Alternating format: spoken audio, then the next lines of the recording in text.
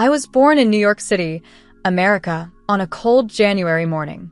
My earliest memories are of tall buildings, yellow taxis, and my father's strict voice echoing in our grand family townhouse on Fifth Avenue. My mother, Margaret, was gentle, quiet, and often overshadowed by the strong presence of my father, Richard Miller. He was a man who believed in tradition, order, and the weight of a family name. He was respected in Wall Street circles, admired by politicians, and feared by competitors. Yet for me, growing up in his shadow was not easy. From the time I was a child, he reminded me that the true heirs of his fortune and reputation were not supposed to be daughters but sons. But I was not like the women my father knew. I had fire inside me. By the time I was 10, I was reading financial newspapers instead of children's magazines. While my brother David was outside playing basketball with friends, I was sitting at the mahogany desk in the library, learning the meaning of interest rates, profits, and investments. My father would glance at me and smile faintly, but he always dismissed my ambition as nothing more than a girl's curiosity. He believed that one day I would marry well and that the family empire would pass naturally to my brother. I refused to accept that destiny. When I graduated from Harvard at 21, I didn't rely on my father's name or money. I stepped into the business world with nothing but my determination and a loan I had earned through my own credibility.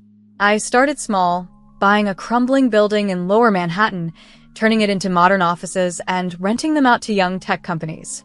It worked. Within a year, I had doubled my investment. Then I bought another building and another. Soon, I was moving into San Francisco, working with innovators and visionaries. I knew where the future was heading, and I built myself into it. By the time I was 35, I was not just successful, I was powerful.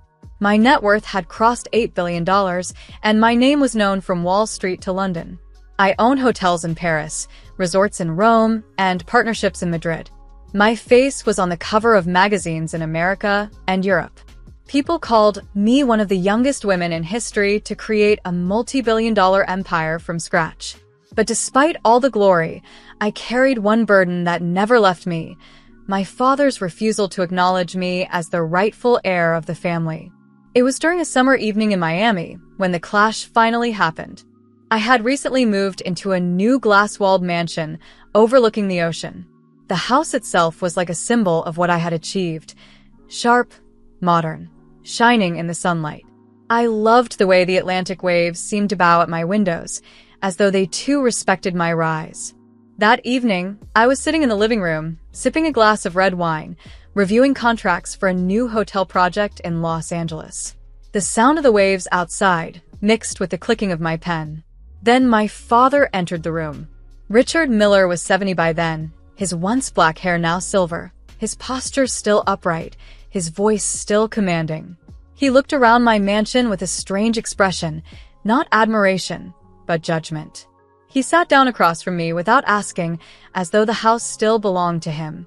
For a while, he said nothing, and I continued reading, pretending not to notice the storm brewing in his silence.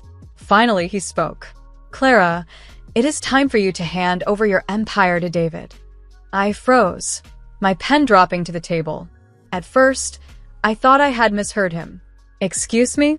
I asked, my voice low but steady. "You heard me," he said, his eyes hard. "This empire, these billions you control, it is time for them to be transferred to your brother. He will carry the family name forward. He is a man, and it is his duty." For a moment, I could only stare at him. My empire? My life's work? The hotels I had built brick by brick, the contracts I had fought for, the nights I had spent without sleep, chasing opportunities no one else saw? My father wanted me to hand all of that to David.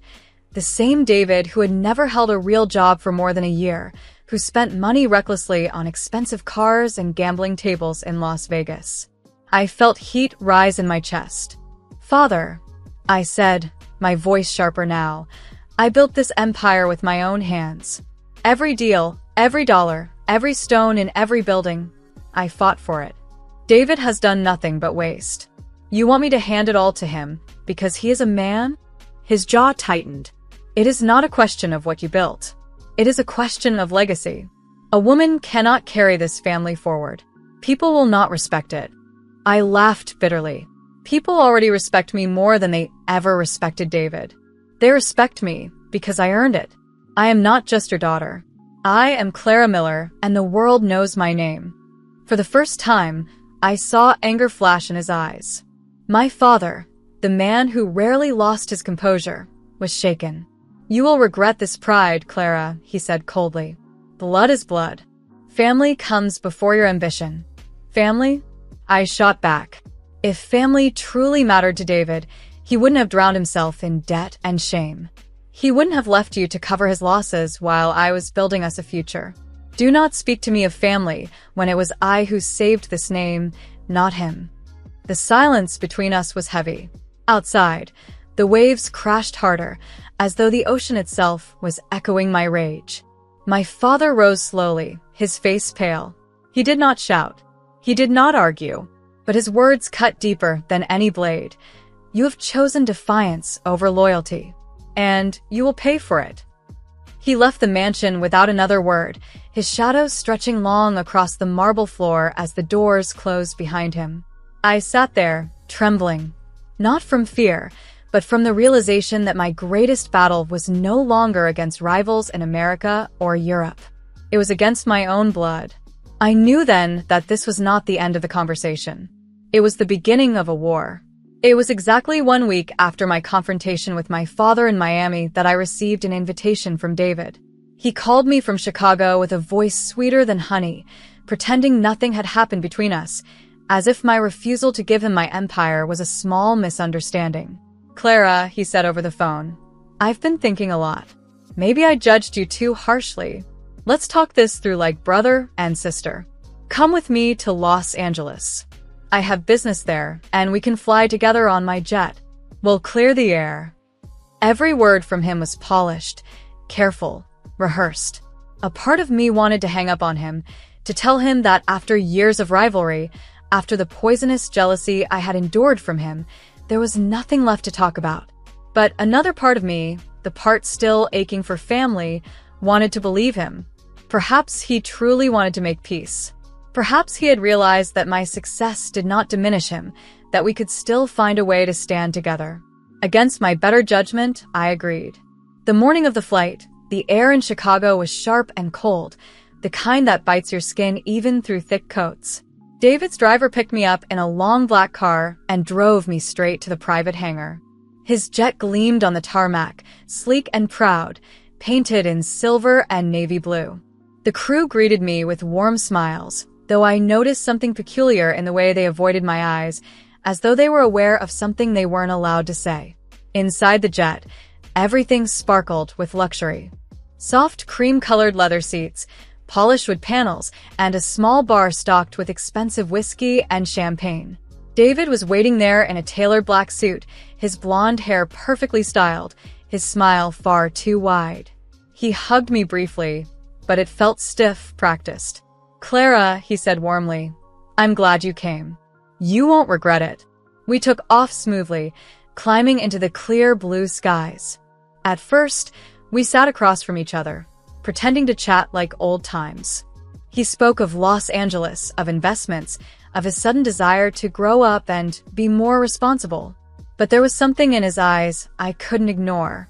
Every time he smiled, it didn't quite reach his gaze. Instead, his eyes glittered with something darker, something dangerous. By the time we reached 20,000 feet, the conversation had grown quieter. I turned to look out of the window, staring at the endless horizon, when I felt him move closer. His footsteps on the carpet were slow, deliberate, almost predatory. I turned back to him, and he leaned close to my ear. His voice dropped into a whisper so cold it pierced my skin. If you won't give me the empire, then I'll take it another way. My heart froze. Before I could react, his hands shoved me hard against the door of the cabin. For a moment, the world tilted upside down. I felt the roaring wind as the emergency hatch burst open, the deafening sound filling my head. I screamed as my body pitched forward into nothingness. The air tore at me, wild and merciless, and the earth below looked like a death sentence. I thought I was finished. I thought I would hit the ground and vanish from the world I had fought so hard to conquer. But fate, as always, had its own plans. Instead of the solid earth, my body crashed into water, a wide canal near St. Louis that snaked across the land like a silver ribbon. The impact knocked the breath out of me, the cold water cutting into my skin like knives. For a few seconds, I couldn't tell which way was up or down. My lungs screamed for air, and panic clawed at me. But survival is stitched into my soul. I forced my body to move, kicking upward until my head broke the surface. I coughed violently, water choking my throat, but the air had never tasted so sweet. Around me, the canal stretched wide and long, the banks distant but visible. I swam with trembling arms, the weight of my soaked clothes dragging me down. My mind was a storm: anger, disbelief, betrayal. My own brother had tried to kill me. My own blood. When I finally reached the muddy bank, I collapsed onto the ground, gasping, shivering, too weak to move. My body was scraped, bruised, and frozen, but my spirit burned hotter than ever. I rolled onto my back and looked up at the sky. Somewhere above, David's jet was still flying, cutting through the clouds as if nothing had happened. He thought he had won. He thought I was dead. Lying there in the dirt, I made myself a promise. I would not let David steal my empire. I would not let him take from me the life I had built with my own hands. If anything, his betrayal had only sharpened me, hardened me. He had declared war, and I was ready to fight. It took hours for me to find help. I stumbled into a small town on the edge of the canal, my clothes heavy, my hair plastered to my face, mud caked on my hands. People stared at me as though I was a ghost risen from the water. A kind woman named Eleanor, who ran a small diner, wrapped me in a blanket and gave me hot coffee. She didn't ask questions at first, only looked into my eyes with concern. I thanked her, though the words felt too small for the gift of her kindness. That night, I sat alone in a rented motel room, staring into the cracked mirror above the sink. My face was pale, my eyes hollow, but alive and burning with fury. I thought of my father's words, of his command to hand everything over to David. I thought of the smug smile David had worn as he whispered his threat. And I thought of the empire that had nearly cost me my life. I realized then that survival was not enough. I would have to fight not just to live, but to defend what was mine. I could no longer hope for family loyalty, no longer pretend that blood was enough to bind us. David had made his choice. He had tried to end me. Now I would end his ambitions. The fall had not destroyed me. It had only baptized me in fire and water. From that canal, I rose not as a victim, but as a woman reborn, sharper than ever, ready to take back everything that was mine. 2 days after my fall into the canal, I was back in New York City. The city looked the same as it always had. Yellow taxis fighting for space, horns blaring, people rushing along sidewalks with phones pressed to their ears. But for me, nothing felt the same. I walked into my Wall Street headquarters no longer as a woman managing an empire, but as a survivor carrying fire in my chest. The building itself had always been a symbol of my rise. A 40-story tower of steel and glass, it reflected the sky above and the bustling streets below. My office on the top floor overlooked the financial heart of America, a constant reminder of how far I had come. 2 days earlier, I had nearly lost it all. My empire, my life, my dignity, to the very man who shared my blood. But now, instead of mourning, I was preparing for justice. I knew David. He believed I was dead. He thought his push had erased me from existence, and in his arrogance, he would come to my office to celebrate, to stand in front of my executives, and to claim what was never his. The thought made my stomach twist, but it also gave me strength. I would not confront him with words this time. I would confront him with the truth, and with the law. The police had been waiting for me when I arrived in New York. Detective Maria Lopez was the one who led the investigation. She was a sharp woman in her 40s, with dark hair pulled back into a tight bun and eyes that missed nothing. She had listened carefully as I described the fall, the canal, and the way David whispered before pushing me into the sky. She didn't doubt me for a second. Men like your brother always think they're untouchable, she told me. But arrogance is what gets them caught. Don't worry, Clara. We'll be ready for him. And so the plan was made. My executives were instructed to continue their work as if nothing had happened. The press was kept in the dark, waiting for a story they didn't yet know existed. Inside my office, however, police officers dressed in plain clothes waited silently, blending in as assistants and visitors. The stage was set. The morning he arrived, I sat in my office chair, my back straight, my hands calm on the polished wooden desk. I felt the weight of the moment pressing down on me. The building was too quiet, the air heavy with anticipation. Every tick of the clock on the wall felt like a drumbeat leading to an inevitable climax. Then, just before 10 o'clock, the elevator chimed. I heard his voice before I saw him. Loud, arrogant, confident. Gentlemen, ladies, today is a new day for the Miller Empire. He stepped out of the elevator wearing a black tailored suit, his hair slicked back, his smile wide. His confidence filled the lobby like poison gas. He shook hands with executives, slapped a man on the shoulder, and waved as if he were a king entering his throne room. Behind him trailed two of his closest friends, both men I had seen at his reckless parties in Las Vegas. I watched from my office doorway, hidden in the shadows, my heart pounding. My fists clenched at my sides as I thought of how close he had come to killing me. David strolled toward the boardroom, his voice booming. We've done it, friends. The empire is ours now. Clara, poor Clara, she couldn't handle the pressure. But we will honor her memory by taking this company even higher. The words made bile rise in my throat. To hear him speak of me in the past tense, to twist my legacy into his fantasy, it was unbearable. Then it happened. Detective Lopez stepped forward, her badge flashing under the lights. David Miller, she said firmly, her voice cutting through the room like a blade. You are under arrest for the attempted murder of your sister, Clara Miller. The room froze. For a moment, the only sound was the hum of the air conditioner. David's smile collapsed into confusion, then into shock. What nonsense is this? He laughed nervously, looking around at the executives for support. You must be mistaken. My sister is. His words died in his throat as I stepped out of the shadows. The room gasped. Executives who had thought me dead now saw me standing alive, unbroken, stronger than before. I will never forget the look on David's face. His skin turned pale, his jaw slack, his eyes wide, as if he had seen a ghost. You tried to kill me, David, I said, my voice steady though my heart was racing. But you failed, and now you will answer for it. He stumbled backward, shaking his head. No, this isn't possible. You fell. I saw you, the officers closed in. He raised his hands, trying to talk his way out of it, but it was too late. The sound of handcuffs clicking around his wrists echoed through the room, like the end of a symphony.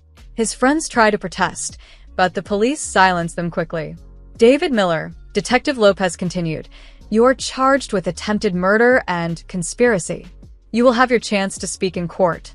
For now, you're coming with us. As they led him away, he twisted to look at me, his eyes burning with desperation. Clara, please. You can't do this to me. I'm your brother. I met his gaze with cold steel. You stopped being my brother the moment you pushed me out of that plane?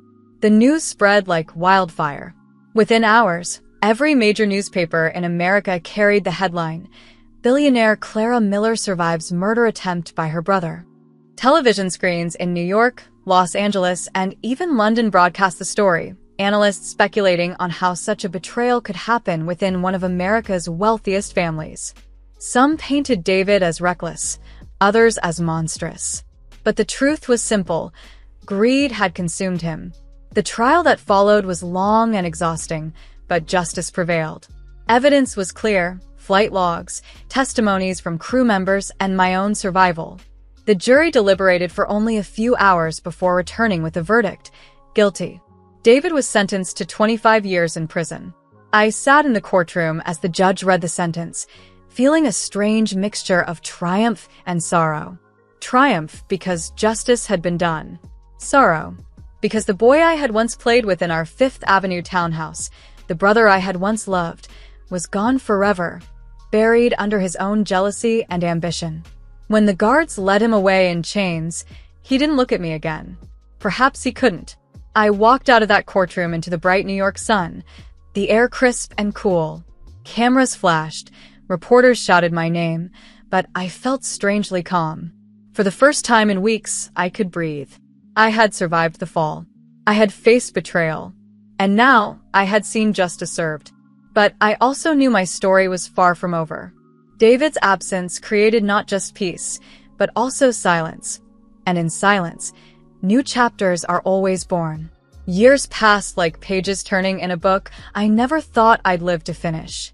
The trial, the prison sentence, and the constant reminders of my brother's betrayal eventually settled into the past, but they never fully left me. They were always there, shadows stretching over the brighter moments of my life. Yet, with each year that passed, I learned how to breathe again, how to rebuild not just my empire, but also my spirit. I moved my home base from New York City to Washington, D.C., buying a mansion on the edge of Georgetown. It was a white stone estate with wide porches, tall windows, and green gardens that spilled into the horizon. Unlike my glass house in Miami, which had been built to show my power, this home was different. It was softer, warmer, filled with trees and flowers instead of cold marble and steel. It felt less like a fortress and more like a sanctuary.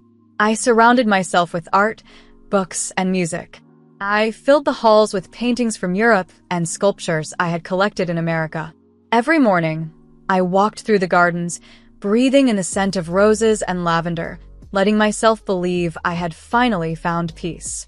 But even in the calm, I could never fully escape the thought of David.